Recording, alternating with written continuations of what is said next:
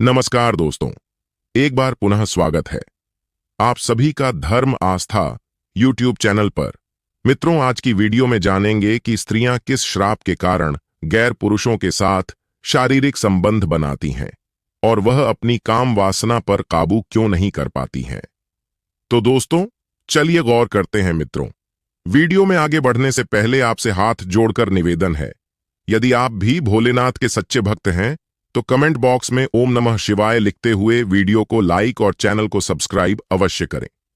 चलिए मित्रों, जानते जीवन की एक सच्ची कहानी की तरफ। मित्रों, प्राचीन काल की बात है। देवराज इंद्र अपने घोड़े पर सवार होकर वन भ्रमण के लिए निकलते हैं, अर्थात जंगल में घूमने के लिए निकलते हैं। और जैसे ही देवराज इंद्र अपने घोड़े को लेकर घूम रहे होते हैं तो उन्हें उस वन के अंदर एक कुटिया दिखाई देती है। और जब वह ध्यान से देखते हैं तो उस कुटिया के अंदर एक बहुत ही सुंदर स्त्री दिखाई देती है। और जैसे ही देवराज इंद्र को वह सुंदर स्त्री दिखाई पड़ती है तो देवराज इंद्र उस सुंदर स्त्री को देखकर मंत्र मुक्त हो जाते हैं और मन ही मन उससे प्रेम कर बैठते हैं। मित्रों, उस सुंदर स्त्री को देख देख कर देवराज इंद्र इस कदर उसके प्यार में खो जाते हैं कि वह अपना धर्म भी भूल जाते हैं और उसे खुद से ज्यादा प्रेम करने लगते हैं।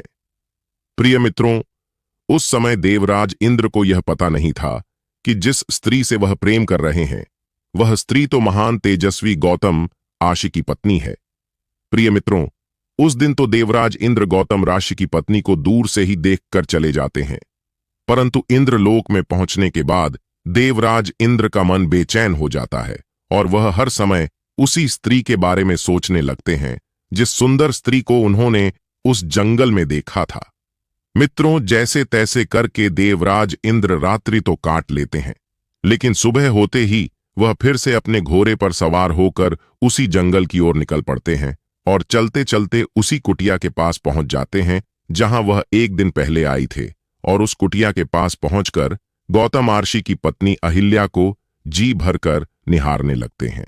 लेकिन इस बात का पता ना तो गौतम ऋषि की पत्नी अहिल्या को होता है और ना ही गौतम ऋषि को होता है कि देवराज इंद्र उन्हें छुप छुप कर देख रहे हैं। गौतम ऋषि की गिनती महाराशियों में आती है। वह बहुत ही महान तेजस्वी संत थे। यह अपने धर्म और कर्म का पालन करते हुए अपना जीवन यापन कर रहे थे। वह प्रतिदिन ब्रह्म मुहूर्त में उठते और गंगा स्नान के लिए जाते और उसके बाद भगवान की भक्ति में लीन हो जाया करते थे। दोस्तों, देवराज इंद्र ने गौतम आश्य के यह सारी गतिविधियां छुप छुप कर देख ली थीं कि वह किस किस समय पर क्या क्या करते हैं। प्रिय मित्रों, अब तो देवराज इंद्र गौतम आशिक की पत्नी अहिल्या के प्यार में इस कदर दीवाने हो गए थे कि उनका मन इंद्रलोक में बिल्कुल भी नहीं लगता था। अब तो वह प्रतिदिन उस कुटिया के आसपास आते थे और छुप छुप कर गौतम आर्षि की पत्नी अहिल्या को निहारते रहते थे। फिर वह अपने मन में विचार करने लगे कि आखिर इस स्त्री को मैं किस प्रकार प्राप्त करूं जो कि मैं इसके साथ शरार संबंध बना सकूं। और एक बार देवराज इंद्र अहिल्या से मिलने की चाह लिए चंद्रमा के पास पहुंचते हैं और चंद्रमा से कहते हैं कि हे चंद्रमा, आप हमारी मदद करो। तभी चंद्रमा कहता है, हे देवराज इंद्र, मुझे आपकी किस कार्य में मदद करनी है, स्पष्ट बताइए। प्रिय मित्रों, तभी देवराज इंद्र चंद्रमा से कहते हैं, आपको मेरा एक कार्य करना होगा। चंद्रमा कहते हैं कि बताइए प्रभु, मुझे क्या करना होगा। तो देवराज इंद्र चंद्रमा को बताते हैं कि देखो चंद्रमा, मुझे एक स्त्री बहुत ही पसंद आ गई है, इसलिए मुझे उसके साथ छल करना है और उसके साथ छल करने में आपको मेरी मदद करनी है। तभी चंद्रमा कहते हैं, हे देवराज इंद्र, मुझे साफ साफ बताइए करना क्या है। तो देवराज इंद्र चंद्रमा से कहते हैं, तुम मेरे साथ पृथ्वी लोक पर चलो और एक मुर्गा का रूप धारण करो। तुम मुर्गा बनकर मध्य रात्रि में आवाज लगा देना और जैसे ही तुम अधिरात्रि में आवाज लगाओगे तो तुम्हारी आवाज को सुनते ही गौतम आशी जाग जाएंगे और वह समझेंगे कि अब सुबह हो चुकी है और वह गंगा स्नान को चले जाएंगे। उसी समय मैं उनकी पत्नी अहिल्या के साथ छल कर लूंगा। दोस्तों, एक बात हम आपको और बताते चले कि कोई भी व्यक्ति उसी को अपने दिल की बात बताता है जिससे उसके विचार भली भांति मिलते हैं, अर्थात जो उसके जैसे विचारों का होता है। दोस्तों, चंद्रमा और इंद्र एक विचारों के थे, क्योंकि प्रिय मित्रों, चंद्रमा भी अपने गुरु की पत्नी को लेकर भाग गया था और इंद्र ने भी एक महान आश के पत्नी के साथ छल किया था। दोस्तों, दोनों के विचार एक जैसे थे मित्रों। अब यह दोनों ही पृथ्वी लोक पर जाते हैं और गौतम ऋषि की कुटिया के पास जाकर छुप जाते हैं। और जैसे ही मध्य रात्रि होती है, फिर चंद्रमा मुर्गा बन के आवाज लगा देता है। उस मुर्गा का आवाज सुनकर गौतम ऋषि की आंख खुल जाती है और वह गंगा स्नान के लिए अपना कमंडल कपड़े लेकर निकल जाते हैं। दोस्तों, गौतम ऋषि उस माया जाल को नहीं समझ पाते हैं। वह यह नहीं समझ पाते हैं कि यह एक माया है। अब गौतम ऋषि झूठे सवेरे को देखकर गंगा स्नान को चले जाते हैं और उसी समय देवराज इंद्र गौतम ऋषि का भेष बनाते हैं और अहिल्या से छल करने के लिए उनकी कुटिया में घुस जाते हैं और अहिल्या के पास जाकर मीठी मीठी प्रेम की बातें करने लगते हैं। और बातें करते करते देवराज इंद्र अहिल्या को अपनी बाहों में जकड़ लेते हैं। और दोस्तों, उधर क्या होता है? जब गौतम ऋषि नदी के किनारे गंगा स्नान करने के लिए पहुंचते हैं तो वह क्या देखते हैं कि काफी समय हो गया, अभी तक सुबह भी नहीं हुई और मेरे सिवाय कोई स्नान करने भी नहीं आया। ना ही कोई पशु पक्षी व अन्य जीव की आवाज भी आई थी, अर्थात उन्हें किसी भी प्रकार की कोई भी हलचल दिखाई नहीं देती है। तो दोस्तों, इस बात को वे भली भांति समझ जाते हैं कि हो ना हो यह किसी की मायावी चाल है। इस बात का उन्हें आभास हो जाता है कि अवश्य मेरे साथ छल हो रहा है। अपने मन में यह विचार करने के बाद गौतम ऋषि वहां से तुरंत कुटिया की ओर दौड़ने लगते हैं और जैसे ही वह अपनी कुटिया के समीप आते हैं तो वह क्या देखते हैं कि कुटिया के द्वार पर एक मुर्गा बैठा हुआ है।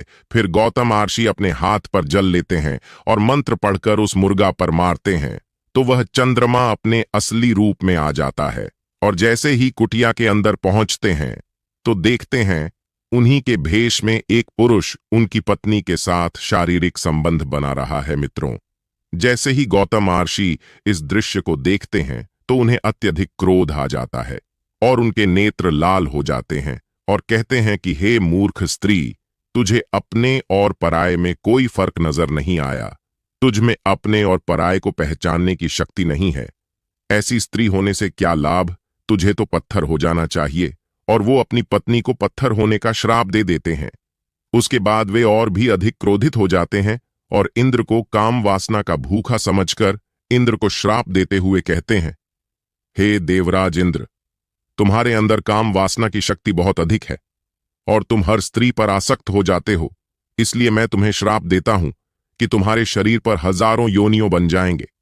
मित्रों, जैसे ही यह श्राप गौतम ऋषि इंद्रदेव को देते हैं तो उसी समय देवराज इंद्र के शरीर पर हजारों योनियां बन जाती है। दोस्तों, यह सब कुछ देखकर देवराज इंद्र गौतम ऋषि के चरणों में गिरकर क्षमा यच्छ करने लगते हैं और अपने द्वारा किए गए पाप की क्षमा मांगने लगते हैं। मित्रों, इंद्र के बार बार विनती करने के बाद गौतम ऋषि इंद्र से कहते हैं कि हे इंद्र, मैं अपने श्राप को वापस तो नहीं ले सकता और ना ही मेरे मुख से निकला हुआ श्राप झूठा हो सकता है, लेकिन मैं उसमें बदलाव अवश्य कर सकता हूं। इसलिए हे देवराज इंद्र, जो तुम्हारे शरीर पर हजारों योनियां बन गई हैं, यह योनियां आंखों में परिवर्तित हो जाएंगी। इनके जगहों पर हजारों आंखें बन जाएंगे। दोस्तों, गौतम ऋषि के ऐसे कहते ही वह योनि आंखों में परिवर्तित हो गई। और मित्रों, गौतम ऋषि ने जो अपनी पत्नी को पासड़ होने का श्राप दिया था, तो गौतम ऋषि की पत्नी अहिल्या उनसे कहती है कि हे स्वामी, इसमें मेरा कोई दोष नहीं है जो आपने मुझे पासड़ होने का श्राप दे दिया। मुझे इस बात का बिल्कुल भी एहसास नहीं हुआ कि मेरे साथ कोई अन्य पुरुष छल कर रहा है, क्योंकि वह तो आपके रूप में आया था।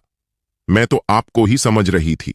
इसलिए इस गतिविधि में मेरी कोई भी गलती नहीं है, मेरा कोई भी कसूर नहीं है। दोस्तों, उनके मुख से ऐसी बात सुनने के बाद गौतम ऋषि अपनी पत्नी अहिल्या से कहते हैं कि मैं अपने मुख से दिया हुआ श्राप वापस तो नहीं ले सकता, परंतु मैं तुम्हें एक वरदान अवश्य दे सकता हूं। कुछ समय बाद जब भगवान हरि विष्णु मर्यादा पुरुषोत्तम भगवान श्री राम के रूप में अवतरित होंगे, तब वही आकर के तुम्हारा उद्धार करेंगे। उनकी चरण स्पर्श से ही तुम्हारा उद्धार होगा। उनके चरणों से स्पर्श होते ही तुम पुनः उसी रूप में आ जाओगी। दोस्तों, इस प्रकार से काफी समय व्यतीत हो जाता है और भगवान श्री हरि विष्णु मर्यादा पुरुषोत्तम श्री राम के रूप में अवतरित होते हैं और अवतरित होने के बाद अपने गुरु के साथ उसी स्थान पर पहुंचते हैं जिस स्थान पर गौतम महर्षि की पत्नी अहिल्या पत्थर की सीला बनी हुई थी। तो वह अपने गुरु से पूछते हैं कि हे गुरुदेव, यह पत्थर नुमा स्त्री कौन है? तो उनके गुरुजी बताते हुए कहते हैं, हे राम, यह गौतम राष्ट्र की पत्नी अहिल्या है और वर्षों पहले से आपकी प्रतीक्षा कर रही है कि आप यहां आए और इनका उद्धार करें। मर्यादा पुरुषोत्तम भगवान श्री राम अपने चरण उस शीला से छुआते हैं और वह शीला एक स्त्री के रूप में परिवर्तित हो जाती है, अर्थात अहिल्या का उद्धार हो जाता है। दोस्तों, स्त्री बहुत ही भोली होती है और उसे प्यार का लालच देकर के आसानी से वश में किया जा सकता है। हर स्त्री अपने पति से यही उम्मीद करती है कि उसका पति उससे प्यार करे, उसकी इज्जत करे, और अगर कोई स्त्री को प्यार नहीं मिलता तब जाकर वह प्यार के लालच में प्यार पाने के लिए किसी और पुरुष के साथ संबंध बनाने लगती है। तो मित्रों, यदि आपको यह वीडियो पसंद आई हो तो प्लीज आप इस चैनल धर्म आस्था को सब्सक्राइब अवश्य करें, वीडियो को लाइक करें और दोस्तों सच्ची श्रद्धा से कमेंट में जरूर लिखें, जय श्री राम, जय हनुमान। साथ ही देवों के देव हर हर महादेव सदैव आप पर अपनी कृपा बनाए रखे। धन्यवाद।